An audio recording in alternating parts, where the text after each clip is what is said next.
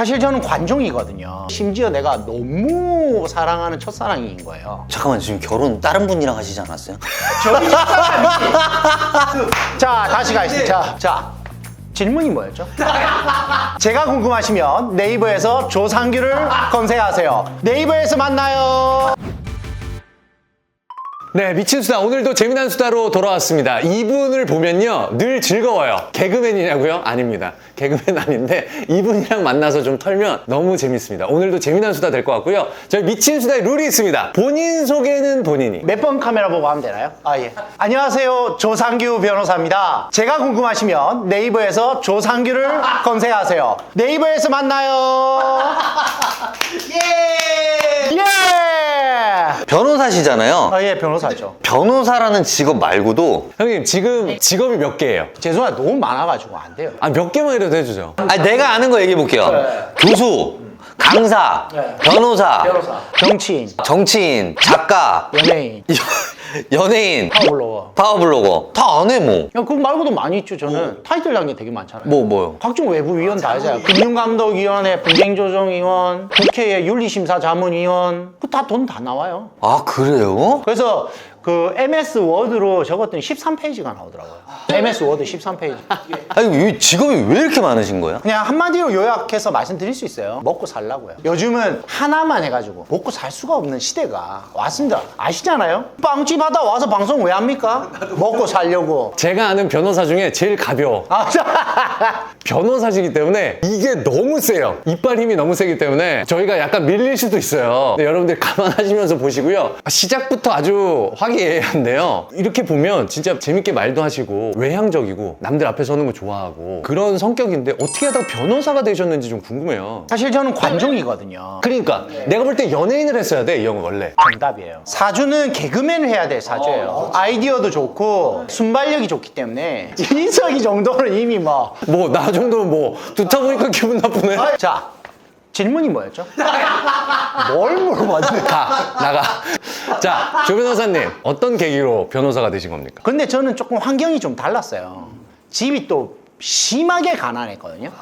그러니까 거의 대학교를 자력으로 가지 않으면 학교를 다닐 수 없는 수준? 어쨌든 우리 집을 이렇게 보니까 역전을 할 수 있는 계기가 없으면 평생 이렇게 살 수밖에 없다라는 생각이 들었어요. 근데 그 계기가 있었어요. 어머니가 고2 말에 위암 말기 판정을 받으셨어요. 내가 책임져야 될 엄마만 있지, 왜냐면 내가 기댈 수 있는 엄마가 이제 없는 거야. 왜 너무 아프시고 이제는 돈을 벌 수도 없고. 근데 나는 이제 고3이 돼서 뭔가를 해야 되고 나는 뭘 할까에 대한 고민이 빠진 거죠. 그래서 이왕 하는 공부로 승부를 보자, 이렇게 됐던 거였는데 서울대를 가고 싶었던 거예요. 그래서 막 점심도 진짜 5분 만에 먹고 점심시간에 공부하고 막, 그래서 막 위장병 오고 이렇게까지 열심히 공부를 했는데 그게 서울대가 벼락치기 한다고 안 되거든. 떨어졌어. 그래서 또 이과였고 그러면서 문과로 바꾸면서 재수를 하게 된 거예요. 장학금을 준다는 학원이 있어가지고 거기 가서 이제 재수를 하면서 문과로 바꿨죠. 그때 첫사랑을 이제 만나게 됐어. 근데 첫사랑이 병원 원장 딸이었어. 너무너무 가난한 집 아들하고 너무너무 부잣집 딸하고 이렇게 사귀었는데 심지어 내가 너무 사랑하는 첫사랑인 거예요. 잠깐만, 지금 결혼 다른 분이랑 하시지 않았어요? 저기 첫사랑이. 자, 여기서 자, 다시 가겠습니다. 자, 그런데 그 여자친구분이 헤어짐을 통보할 때 수준 차이가 난다고 통보를 했어요, 저한테. 너네 아버지하고 우리 아버지가 만나서 대화가 되겠냐. 그 다음에 제가 또 고시 공부한다고 어쨌든 지방대학교에 장학생으로 갔어요. 이렇게 무능하다는 이유로. 그래서 공부로 실패한 인생 공부로 성공해보자. 무능하다고 밝혔는데 유능해보자. 그런데 그때 당시에 공무원 학원 같은 게 있었거든. 그거를 이렇게 주면서 딱이네. 사법시험이 이제 첫 페이지에 1차 과목 뭐 2차 과목 뭐 이렇게 설명이 나와요. 이걸 하면 계급이 바뀌어. 그러니까 이거 하면 돼, 이러는 거예요. 우리 막내 삼촌이. 그래서 그 말 믿고 대학교 1학년 때부터 고시 공부를 해서 대학교 1학년 때부터 사법시험을 쳤어요. 정말요? 들어가자마자 아예 그냥 정말 그것만을 위해서 3월 달 한 달 대학이 뭔가 이렇게 보다가 4월 달부터 고시원에 있었어요. 솔직히 저는 자세한 이야기, 이런 얘기 한 번도 들어본 적 없어요. 가볍고 재밌는 형이라고만 생각했는데 지금 딱 얘기를 들어보면서 와, 이 형은 약간 존경할 만 하구나. 그런 거 있잖아요. 사람이 골짜기가 깊으면 산도 깊고 빛이 밝으면 그림자도 진한 법이거든요. 겉으로 밝은 사람이 뒤로 밝진 않아요. 뒤에서 많은 어떤 힘듦과 뭐 이런 것들을 극복한 사람은 겉으로도 심하게 밝을 수 있어요. 그 전에 사법시험 몇 번 만에 붙으셨어요? 사법시험을 딱 준비한 해로부터 7년 만에 붙었거든요. 1차를 4번 만에 합격했고 그 다음에 2차도 3번 쳐서 2번 떨어지고 3번째 합격했어요. 변호사나 사실 통과하신 분들은 보통 평균 한 몇 번 만에 되세요? 메이저 대학에 진짜 잘 나온 애들 있잖아요. 그러니까 소위 말 스카이, 법대. 그럼 뭐 일단 전국에서 이제 단위 안에 들어오던 애들 딱 들어와서 고시 공부를 2학년, 3학년 딱 시작해서 한 4년, 5년 하거든요. 그래서 딱 합격해서 와요. 일반적으로 그렇게 하이 레벨에 있는 애들이 한 5년 정도 걸려요. 왜냐하면 사법시험이 합격률이 3%가 안 됐거든요. 아니 몇 시간 공부했어요? 하루에? 저는 이것도 되게 저만의 노하우가 있는데 저 하루 10시간? 자 여기서 공부 방법 팁. 제 아들한테 설명을 한다고 해볼게요. 첫째, 대한민국의 시험은 한글로 봅니다, 여러분. 한글 이해 능력이 좋아야 돼요. 한글은 베이스가 다 한자로 돼 있어요. 한자 베이스의 어감이 남들보다 섬세하고 디테일하게 들어와야 돼요. 그래서 그 문장이 갖고 있는 의미가 남들보다 좀 더 감각적으로 와닿아야지 시험을 잘 쳐요. 그래서 중요한 건 한자를 모르면 한자부터 알아야 돼요. 그 다음에 두 번째, 집중력이 좋아야 돼요. 공부 시간이 길면 안 돼. 늘어져. 공부를 하고 그리고 나서 어떻게 되는 줄 알아요? 이게 쉬어야 돼. 아 나도 지금 처음 알았잖아. 이렇게 깊이 있고 이렇게 많은 스토리를 담고 있는지를 좀 이런 데서 많이 얘기를 해야 될 것 같아. 그걸 설명을 드릴게요. 여러분들이 살면서 작든 크든 항상 목표라는 걸 만들고 살거든요. 뭐 지금 이런 활동하는 것도 일정 정도의 목표가 있을 수 있잖아요. 여러분들 항상 목표를 잡을 땐 두 가지 생각을 하셔야 돼요. 달성하지 못할 것 같으면 일찌감치 목표로 잡지 마시고, 만약에 목표를 잡으셨으면요,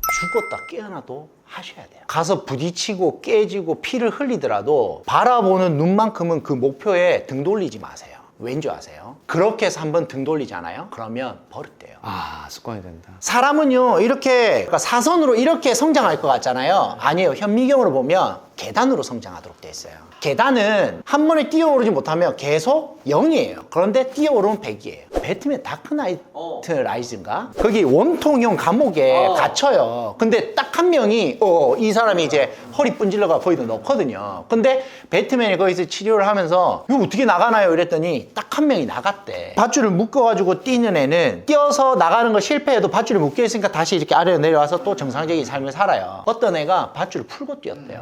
그러니까 목숨 걸고 하니까는 나간 거잖아요. 여러분들 과연 뭔가 목표를 설정했을 때 밧줄 풀고 뛰어본 적 있어요? 저는 이런 거예요. 저한테 주어지는 컨텐츠는 중요하지 않아요. 변호사님 왜 교수다고 다 하세요? 저한테 주어지는 컨텐츠는 중요하지 않아요. 제 자세에 중요해요. 제 자세. 어떤 직업이냐 어떤 일이냐가 중요한 게 아니라 그냥 다 최선을 다하는 거야. 사람은 이날 델타라는 개념이 있어요. 자, 여러분, 기울기라는 게 있어요. 이런 기울기로 살아가는 사람이 있고 이런 기울기로 살아가는 사람이 있죠. 그럼 언젠가는 늦게 출발해도 역전이 되겠죠. 그러면 여러분들은 오늘자의 여러분의 기울기는 몇 도입니까?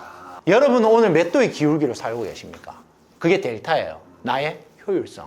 지금 현재 위치 점은 생각해봤어. 현재 위치는 중요하지 않아요. 그거는 어디서 알 수 있는지 아세요? 여러분들 횡단보도에 파란불이 깜빡깜빡 할 때 있잖아요. 그러면 횡단보도에 서서 파란불이 그러니까 바뀌길 기다렸던 사람이 건너는 속도가 빠른지 뒤에서 뛰어온 사람 속도가 빠른지 한번 봐보세요. 도착을 뛰어온 사람이 먼저 하도록 돼 있어요. 항상. 그게 내가 말한 델타예요. 시작 시간이 중요하지 않아요. 이 사람은 뛰잖아요. 어느 순간 추월을 해서 이 도착점에는 뛴 사람이 먼저 가도록 돼 있어요. 그래서 여러분들이 내가 뭔가를 하고 싶으면 지금 나의 텐션이 어느 정도 수준인가, 내가 이걸 해낼 수 있는 열정이나 에너지는 있는가, 없으면 만들어야죠. 만들고 해야지. 이야기를 하다 보니까 조상규의 성공학, 성공론 이렇게 된 것 같아. 아니 변호사로서 겪은 이야기들, 에피소드 이야기를 좀 하면 좋을 것 같아. 그러니까 법무관 생활을 하셨잖아요. 두 가지 정도로 구분을 좀 지을 수 있어요. 군대를 그래도 제가 가기 전에 합격했잖아요. 그러면 되게 영예로운 법무관이란 생활을 할 수가 있어요. 법무관 두 종류가 있거든요. 군에 가는 군법무관이 있고 공익법무관이라고 해서 검찰청 내지는 법률구조공단에서 각종 국선 업무, 그 다음에 막 행정 업무 이런 거를 하는 공익법무관이 있어요. 근데 저는 공익법무관 이렇게 해가지고 군 생활을 하거든요. 대신 이제 관놈이죠, 관놈이. 머리도 안 잘라요? 예, 왜냐하면 흉물스럽죠. 재판 들어가야 되는 사람이 머리 자르고 이상하잖아요. 그래서 관노비 생활을 하는데요. 그때 이제 제가 국가에 헌신하는 이제 일을 하는데 초강력 사건, 필요적 변호사 사건이 있어요. 아무도 안 맡으려고 하는. 국선 변호사도 안 맡으려고 하는. 네, 그런 경우도 있죠. 야, 그러면은 진짜 악질 중에 악질을 맡는 역할이네요? 누구도 이 사람을 대신 변론해주지. 해주고 싶지 않죠. 왜냐면 그 사람이 뭐 돈이 있어가 사선을 할 수 있는 상황도 아니고. 그때 맡았던 사건 중에 되게 충격적인 많아요. 네. 몇 개만 얘기해 주세요. 뭐 살인죄는 뭐 허다하게 많이 했고요. 그다음에 제가 기억나는 건 데이트 폭력인데 이렇게 남녀가 이렇게 만나다가 이제 여자가 더 이상 못 만나겠다 이야기를 했겠죠. 대낮에 주유소 CCTV 이제 뭐 기록 보면 이제 CCTV 화면이 다 나오잖아요. 대낮에 한 13회, 12회 정도 이제 칼로 찔러서 그 여자분이 그 자리에 사망을 했는데 변호를 해야 되니까. 찌른 사람을 변호하는 거잖아요. 그렇죠. 죽은 사람을 변호할 수는 없잖아요. 찌른 사람이 전과도 없어. 저도 물어보는 거죠. 왜 그렇게 하셨나요? 이렇게 변호를 해야 되니까. 근데 그 한마디가 주는 느낌이 너무 강렬해가지고 아직 잊을 수가 없어요. 너무 사랑해서요. 근데 정신 이상이야. 아니, 정신 이상이야, 정말. 그거. 근데 잘못된 사랑 방식 아니에요? 저는 약간 그런 건 이해는 못 하겠거든요. 근데 경준이는 이제 되게 이성적인 사랑을 해요. 그 여자의 재산, 학벌, 집안 이런 걸 다 봐야 그때 마음이 가거든요. 얘기를 듣다 보니까 진짜 변론하기 싫은 사람을 맡으면 어떡해요? 친딸을 3년인가 4년 동안 강간하다 잡힌 아빠가 있었는데 근데 아직도 생생하게 기억하는 거는 뭔가에 시달리고 있나요?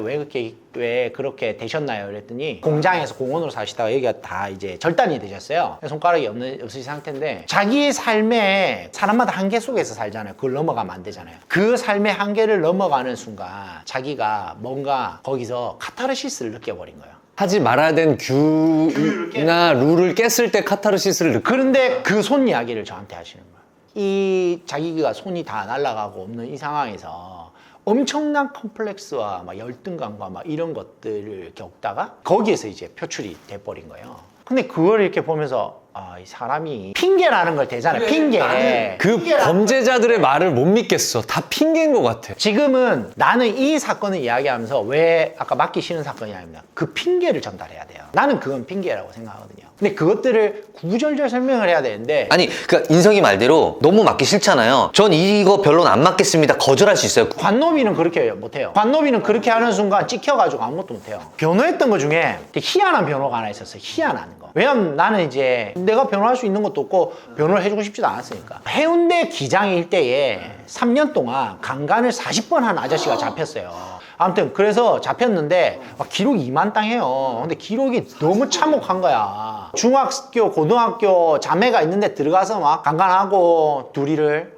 그 다음에 또 막 언니가 심이 약하다고 막 동생이 언니는 하지 마라 그래서 동생이 하고 들어갔는데 구두가 안 예쁘면 나왔다 해사코 또 뭐야 신생아가 있는데 강간 들어가고 아무튼 그래서 한 40번이에요. 그래서 내가 이렇게 막 읽다가 와 제가 본 사건 중에 가장 참혹한 사건이었는데 그럼 얼마 받아요? 그렇게 한 사람은 형을. 결국 그 사람은 이제 무기징역 받았죠. 그때 당시에 내가 그 아저씨를 만나러 가서 아저씨한테 딱 한마디 했어요. 아저씨 사형이 나올 것 같은데 아저씨 사형 나오면 장기기증이나 합시다. 아저씨 이거 죽어 좋은 일이라도 하세요. 그래서 장기기증 동의서에 확인서를 이렇게 써가지고 궁금한 게 있습니다.